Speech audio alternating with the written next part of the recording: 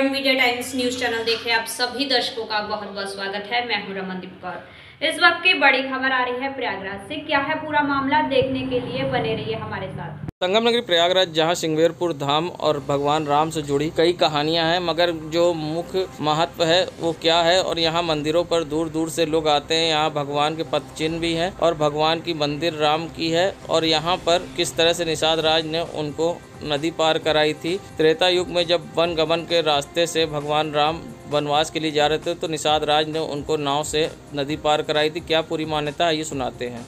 सिंगवेरपुर धाम का इतिहास, जैसे कि आपने, निषाद राज यहाँ का राजा हुआ करता था। निषाद राज गुह, जो कि भगवान राम के बड़े मित्र थे। एक ही वेद पाठशाला में उन्होंने दोनों लोगों ने अध्ययन किया था, यहाँ के राजा निषाद राज गुह और भगवान राम ने। और यहाँ का इतिहास, जब राजा दशरथ को कोई पुत्र की प्राप्ति नहीं हो रही थी तो उन्होंने अपने गुरु वशिष्ठ जी से बोला और दर्पण देखा कि मैं बूढ़ा हो गया हूँ, चौथापन आ गया, मेरी तो अब तो तपस्या करने की उम्र है और राज्य कौन संभालेगा। तो उन्होंने अपने गुरु वशिष्ठ जी से पूछा कि गुरुदेव अब क्या होगा। तो उनके गुरुजी ने कहा, सिंगी ऋषि ही वशिष्ठ बोलावा, पुत्र काम शुभ यज्ञ करावा। उनके गुरुजी ने कहा कि आप श्रृंगवेरपुर जाइए, वहाँ श्रृंगी ऋषि जी रहते हैं, आप उनको लिवा के आइए, वही उपाय आपको बता सकते हैं कि किस प्रकार से आपको पुत्र की प्राप्ति होगी।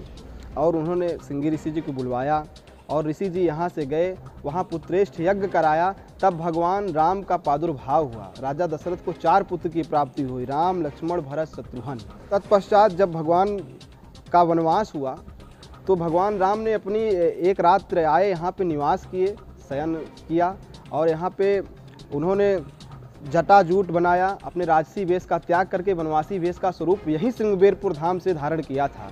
और जब भगवान राम और माँ जानकी के साथ, अनुज लक्ष्मण के साथ गंगा पार हुए तो उन्होंने माँ भगवती गंगा जी का सीता जी ने पूजन किया कि पति देवर संग कुशल बहोरी, आई करो मैं पूजा तोरी। हे मैया, अगर मैं अपने पति और देवर के साथ कुशल पूर्वक वन से वापस आऊँगी तो बिना आपका पूजन किए अयोध्या वापस नहीं जाऊँगी। ऐसी प्रतिज्ञा के साथ उन्होंने जब अपनी वन की यात्रा शुरू की और जब भरत जी आए ननिहाल से, उन्होंने देखा कि क्या हुआ, कोई कुछ बोल नहीं रहा है। सबसे उन्होंने पूछा और जब बाद में उनको पता लगा कि भैया हमारे वनवास चले गए मुझको राजगद्दी के लिए, तो उन्होंने सोचा कि ऐसा कौन सा भाई होगा जो अपने राज के लिए अपने भाई को परित्याग कर दे, और भैया मेरे प्रभु हैं मेरे लिए। और उन्होंने सिंगवेरपुर भाई की खोज में चले आए। और सिंगवेरपुर जब आए, यहाँ का राजा निषाद राज गुह मतलब भगवान के मित्र थे, तो उन्होंने सोचा कि इनको राजगद्दी मिल गई है, इनका होगा कि भाई अब हमारा जीवन भर राजगद्दी रहे, तो हो सकता है कि भगवान को मारने ना जा रहे हों कि 14 वर्ष बाद वापस ना आ पाएँ। तो उन्होंने सोचा कि ये जैसे ही कदम आगे बढ़ाएं इनको मार दो। तब तक एक बुजुर्ग बैठे थे, उनको छींक हो गई। तो उन्होंने कहा राजा को, हे राजा आप रुकिए, छींक अपशगुन का वो है, आप पहले जाकर के पूछिए कि वो आए किस लिए हैं, कहीं हम लोग कुछ अपशगुन ना कर बैठे, पता नहीं वो मनाने आए हों। तो उन्होंने कहा हाँ दादाजी आप सही कह रहे हैं। और उन्होंने अपने दूत को भेजा और भरत जी से जब पूछा तो भरत जी ने उन्हें बड़ा सरलता से बताया कि मैं अपने भाई को लेने आया हूँ।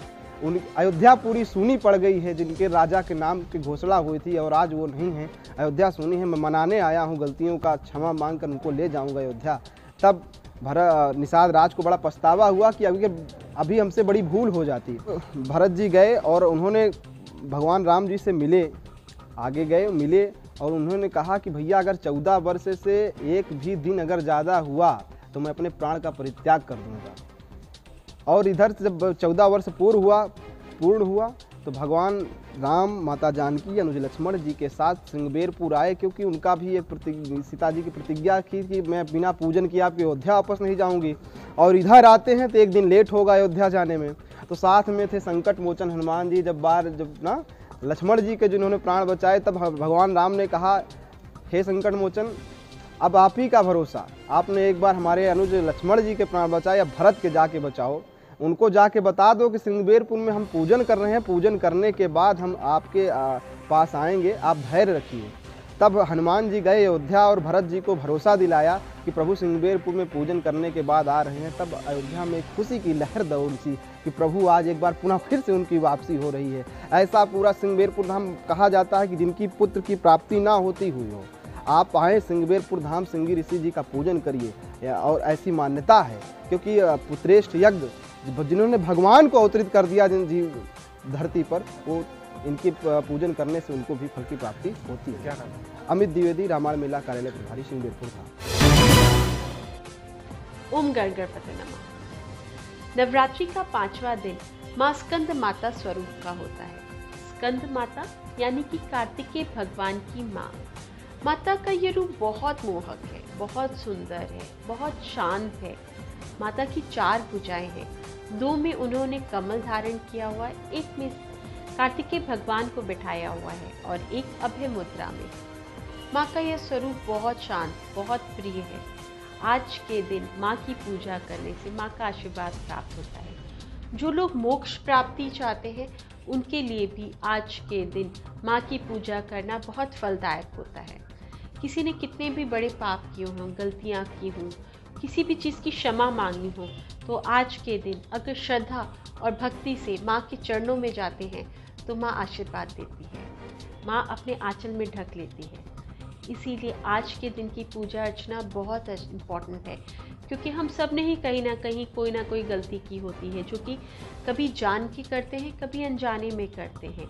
कुछ गलतियां ऐसे होती हैं जो हमें पता तो होता है हम कर चुके हैं, हम उनकी माफ़ी भी मांगना चाहते हैं। उसके लिए आज का दिन बहुत इम्पॉर्टेंट है। अगर हम माँ के चरणों में जाते हैं तो माँ हमें आशीर्वाद देती हैं, उन गलतियों के लिए क्षमा करती हैं।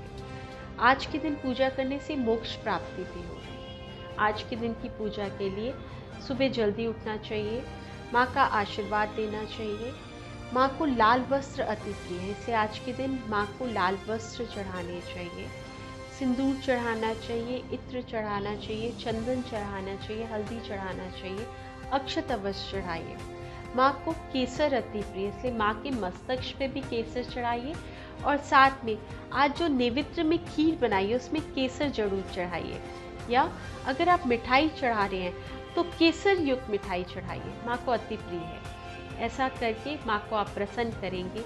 भूल चूक के लिए क्षमा मांगिए, जो भी गलतियाँ की हैं उसके लिए क्षमा मांगिए। आज माँ अभय दान देंगी, उन सारी चीज़ों के लिए हमें माफ़ करेंगी।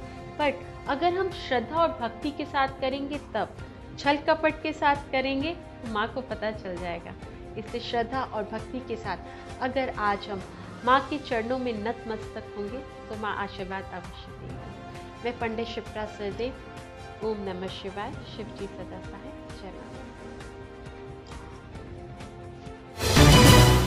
संगम नगरी प्रयागराज में जहां एडीजी जोन प्रयागराज प्रेम प्रकाश व एसएसपी प्रयागराज अजय कुमार के निर्देशन पर जोन कार्यालय के पुलिस कर्मियों द्वारा चैत्र नवरात्र के अवसर पर अपराध नियंत्रण, शांति एवं कानून व्यवस्था के दृष्टिगत शहर के प्रमुख चौराहे, बाजार आदि स्थान पर पैदल गश्त किया गया।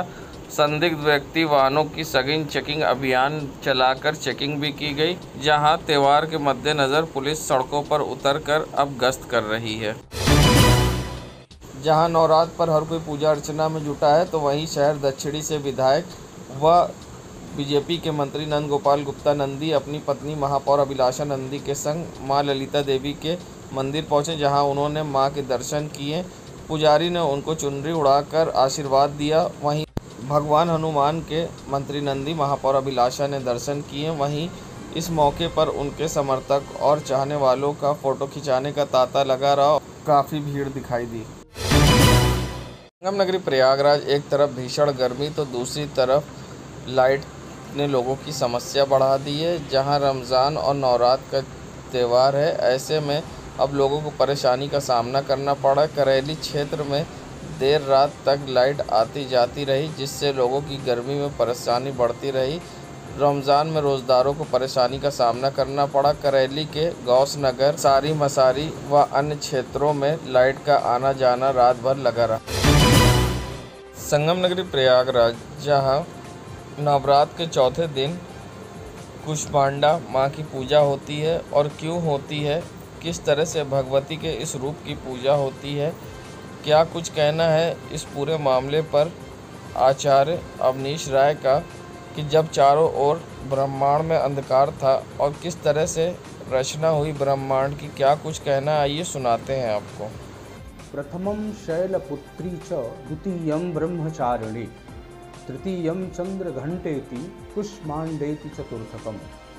आज चौथे दिन भगवती के कुष्मांडा स्वरूप की पूजा की जाती है। ऐसा हमारे शास्त्रों में वर्णन है कि जब चारों दिशाएं शून्य थी, चारों तरफ अंधकार था, कहीं कुछ भी नहीं था, तब भगवती ने इस अंड का निर्माण किया।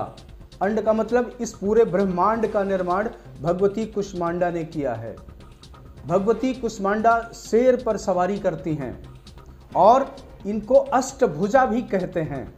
इनके 4 हाथों में धनुष, बाण, चक्र और गदा है। दूसरे 4 हाथों में इनके कमंडल है, अमृत से भरा हुआ कलश है, हाथ में पुष्प है और जप मालिका है। भगवती हमेशा जप करती रही है, तपस्विनी भी है। ये भगवती आपकी समस्त मनोकामनाओं को पूर्ण करने वाली हैं। इन भगवती की पूजा अर्चना उसी प्रकार से की जाती है जैसे भगवती के सभी स्वरूपों की जाती है। लाल रंग की वस्तुएं भगवती को खास तौर पे प्रिय हैं, तो भगवती की पूजा में पंचोपचार, षोडशोपचार, राजोपचार जो भी आपसे सामग्रियां उपलब्ध हो पाती हैं, धूप, दीप, नैवेद्य, पान, फूल, पुंगी फल इत्यादि के साथ और सौभाग्य की सामग्रियों के साथ भगवती की पूजा अर्चना करना चाहिए। भगवती की पूजा में जो सफ़ेद कद्दू होता है उसका फल भी चढ़ाने का विशेष महत्व है। तो यदि संभव हो सके, आपको प्राप्त हो सके तो सफ़ेद कद्दू का फल चढ़ाएं या उससे बने हुए मिष्ठान भी चढ़ाने से आपकी मनोकामनाओं की पूर्ति होती है, भगवती की प्रसन्नता प्राप्त होती है। शास्त्रों में वर्णन ये भी मिलता है कि भगवती को हलवा और दही ये दोनों अति प्रिय है। तो भगवती की पूजा में मिष्ठान के स्वरूप में, नैवेद्य के स्वरूप में भगवती को हलवा और दही का भोग अवश्य लगाएं। भगवती के कुष्मांडा स्वरूप का पूजन चौथे दिन किया जाता है। ये नव दुर्गा के चौथा स्वरूप है। इसकी पूजा से आपकी मनोकामनाएं पूर्ण होती हैं। मैं प्रयागराज से आचार्य अविनाश राय। संगम नगरी प्रयागराज में आज रिजर्व पुलिस लाइन में ADG zone Prayagraj, SSP Prayagraj ने कई पुलिस अधीक्षक, सहायक पुलिस अधीक्षक संग बैठक की। इस मौके पर सीओ रैंक के भी अधिकारी मौजूद थे। वहीं एडीजी जोन प्रयागराज प्रेम प्रकाश द्वारा पुलिस कर्मियों की समस्या सुनकर उनसे संबंधित प्रकरणों को तत्काल निस्तारण करने हेतु आवश्यक दिशा निर्देश भी दिए गए। बता दें, एडीजी जोन एसएसपी प्रयागराज ने इस मौके पुलिस कर्मियों की समस्या सुनी। संगम नगरी प्रयागराज के इलेक्ट्रॉनिक मीडिया प्रेस क्लब में आज निषाद पार्टी ने एक प्रेस वार्ता की, जिसमें भगवान निषाद राज की कल जयंती मनाई जाएगी, उसकी जानकारी दी गई। साथ ही संजय निषाद पार्टी के राष्ट्रीय अध्यक्ष भी इसमें शामिल होंगे और यूपी के मुख्यमंत्री सीएम योगी आदित्यनाथ भी मुख्य अतिथि के तौर पर शामिल हो सकते हैं और बीजेपी के भी कई लोग इसमें शामिल होंगे। आइए सुनाते हैं किस प्रकार होगा ये कार्यक्रम। ये सबसे पहले तुम्हें प्रयागराज की धरती पे एक महान क्रांतिकारी चंद्रशेखर आज़ाद जी को मैं प्रणाम करता हूँ। कल का कार्यक्रम रामनवमी से पहले शुक्ल पक्ष की पंचमी को गुहाराज निषाद जी का जन्म हुआ था और उसी जन्मोत्सव को मनाने के लिए निषाद पार्टी पूरे देश से यहाँ पे एकजुट हो रही है और भव्य जन्मोत्सव कल मनाया जाएगा। और कैबिनेट मंत्री बनने के बाद जो हमारे महामानव डॉक्टर संजय कुमार निषाद जी का प्रथम आगमन भी हो रहा है और इस कार्यक्रम की अध्यक्षता कर रहे हैं। भाजपा के तो बड़े लीडर बहुत सारे आ रहे हैं। अभी इस कार्यक्रम में हमारे प्रदेश के यशस्वी मुख्यमंत्री योगी आदित्यनाथ जी, मुख्यमंत्री जो हैं अभी वर्तमान में, वो जो है यदि हो सकते हैं, लेकिन हमारे जो लोग हैं बातचीत कर रहे हैं और शाम तक क्लियर हो जाएगा।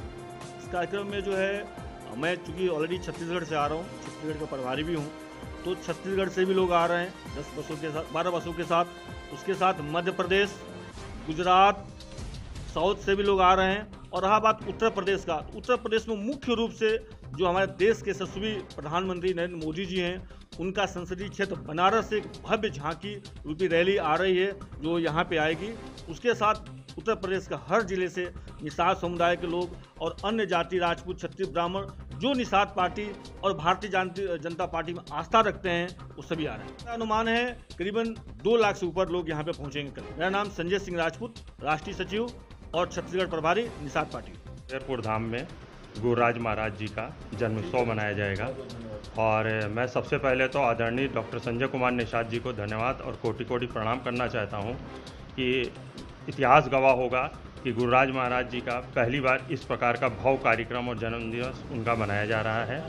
और बड़ी हर्ष की बात है कि आज मेरे साथ हमारे राष्ट्रीय सचिव और छत्तीसगढ़ के प्रभारी संजय सिंह राजपूत जी हमारे साथ हैं और जो भी इस कार्यक्रम से संबंधित बाकी चीज़ें हैं वो हमारे राष्ट्रीय सचिव के द्वारा जो है आपको इस बात से अवगत कराया जाएगा। देखिए, पूरे हमारे उत्तर प्रदेश और पूरे देश के हर कोने कोने से लोग हमारे यहाँ आ रहे हैं और सभी जगह आपने अभी सुना है कि अभी बनारस से भी कई लोग आ रहे हैं, आजमगढ़, बलिया, जितने भी ज़िले हैं पूरे 75 जिलों से उत्तर प्रदेश के सभी जगह से लोग बसों से आ रहे हैं। इसके अलावा महाराष्ट्र, छत्तीसगढ़, झारखंड, बिहार, अन्य राज्यों से भी लोग यहाँ पर आ रहे हैं। निषाद समाज के साथ साथ अन्य जातियों की भी संख्या यहाँ बहुत ज़्यादा है। आप जानते हैं कि ये निर्बल शोषित हमारा आम दल की पार्टी है। इसमें निषाद के साथ साथ ब्राह्मण, राजपूत, हर जाति के लोग इसमें हैं, अल्पसंख्यक लोग भी इस जाति हम लोग की पार्टी में। धनंजय शर्मा, प्रदेश प्रवक्ता, निषाद पार्टी, उत्तर प्रदेश। गर्मी में रोज लगता भीषण जाम है जिससे लोग घंटों होते परेशान हैं और ट्रैफिक सिग्नल की भी समस्या है। ऐसे में क्या कुछ कहना है प्रयागराज की जनता का, क्या उनकी राय है जाम को लेकर, आइए सुनाते हैं आपको। बात तो ये जितने सिग्नल बने हुए हैं वो तो काम ही नहीं कर रहे हैं। दोपहर को हम बच्चों को लेकर लौटते हैं पतंजलि स्कूल से तो पता है देखते हैं सिग्नल लो है, फिर लाल है तो लाल ही जल रहा है, हरा तो हरे जल रहा है, काम ही नहीं करता। तो पहले सिस्टम को क्लियर करें तब तो गाड़ी वगैरह रुके। दोपहर को बच्चों को लाने पता चला हालत खराब हो जा रही है। ये कारण से सुधार होना चाहिए। नीरज कुमार यादव। स्थिति तो बहुत खराब है शहर की और जो है जिस तरफ ही निकलिए जाम ही रहता है और इससे आने जाने में लोगों को बहुत दिक्कत हो रहा है। बच्चे, छोटे बच्चे हैं, महिलाएं हैं, स्कूल गए हैं इस समय। और जो है सबसे बड़ी समस्या तो रेड सिग्नल पे होती है। लेफ्ट साइड भी लोग कवर करके रखते हैं, आने जाने में इतनी समस्या होती है, एम्बुलेंस तक के लिए नहीं देते हैं। इसके लिए प्रशासन को कोई ध्यान देना चाहिए इस पर कि जाम की स्थिति से जो है छुटकारा मिले। परिचय बता दें। हमारा स्पेन। सरकार को ये सोचना चाहिए कि यहाँ पे जाम का बहुत जाम चल रहा है। चाहे कटरा देख लीजिए, चाहे सिविल लाइन देख लीजिए, चाहे मनमोहन पार्क देख लीजिए, चाहे मनफोर्टगंज देख लीजिए, हर जगह इस तरीके से गर्मी है, धूप है, इसमें चिलचिलाती धूप में जो है सिग्नल का कोई जो है हर जगह बंद जा रहा है। इस पर जो है जो लोग ध्यान नहीं देते हैं। शाम को लाइट जो है जलती नहीं है, लाइट लगी हुई है, कोई मतलब नहीं है। इस पर सरकार को बहुत ध्यान देना चाहिए। बच्चों को ले जाना, ले स्कूल छोड़ना, ले आना, ले जाना, इतने जाम में, गर्मी में, धूप में लोगों को परेशानियां हो रही हैं। क्या नाम है आपका? जितेंद्र कुमार। संगम नगरी प्रयागराज नज़ारा है शिवकुटी फ्लाईओवर का, जहां बता दें बड़ी दुर्घटना को शिवकुटी फ्लाईओवर पर दावत दी जा रही है। जैसे रामबाग फ्लाईओवर पर इन पिलरों पर और स्ट्रीट लाइट के खंभों पर तार बांधे गए थे जिससे कि चाइनीज़ मांझे से लोगों को नुकसान न पहुंचे, मगर रामबाग फ्लाईओवर पर शायद लगाना प्रशासन के द्वारा भूल गए हैं और जिससे किसी समय बड़ी दुर्घटना हो सकती है। चाइनीज़ मांझे के शिकार में कई लोग आ चुके हैं मगर अभी तक फ्लाईओवर पर नहीं लगा तार। संगम नगरी प्रयागराज की ये बैगन टोले पार्क का नज़ारा है, जहाँ आप देख सकते हैं किस तरह से पार्क में ताश के पत्ते पड़े हुए हैं मगर जिम्मेदारों को इसकी परवाह नहीं है। शाहगंज पुलिस की लापरवाही से आप देख सकते हैं यहाँ खुलेआम जुआ होता है और नशे के इंजेक्शन भी यहाँ लोग लगाकर फेंकते हैं। यहाँ जबकि पार्क में बच्चों को खेलने के लिए सुविधा होती है मगर यहाँ बच्चे नहीं, यहाँ जुआड़ियों का अड्डा है और यहाँ खुलेआम जुआ खेला जाता है। जब स्थानीय लोगों से बात करी तो उनमें एक भय का माहौल दिखाई दिया। उन्होंने कैमरे से आने से बचते दिखाई दिए और डर के मारे वो कैमरे पर कुछ भी बोलने से बचते दिखे। साथ ही लोगों का अगर माने तो कहना था कि यहाँ जुआड़ी आते हैं, खुलेआम जुआ खेलते हैं और यहाँ नशेखोर इंजेक्शन लगाकर नशा करते हैं मगर इन पर पुलिस किसी तरह की कार्रवाई नहीं करती, जिससे इन मनबड़ों की हिम्मत बढ़ी है और खुलेआम यहाँ पर ये जुआ खेलते हैं, जिससे स्थानीय लोग काफ़ी परेशान हैं और शाहगंज पुलिस बनी अनजान। देश दुनिया की खबरों के लिए world media times news channel को सब्सक्राइब करें।